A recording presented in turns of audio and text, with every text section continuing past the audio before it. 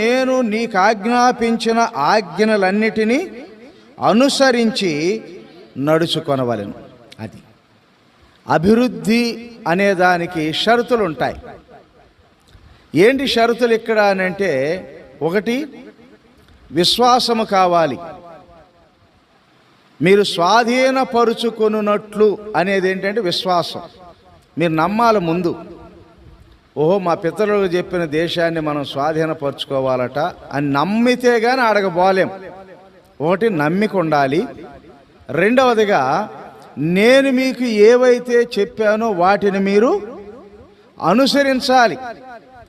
వినమంటంలా ఇక్కడ నేను చెప్పినవన్నీ మీకు వినపడ్డాయి కాబట్టి మీరేం చేయాలంటే ఇక్కడ అనుసరించండి. ఎప్పుడైతే మనం దేవుని మాటల ప్రకారముగా జీవించటానికి ఇష్టపడతామో వారు అభివృద్ధి పొందుతారు.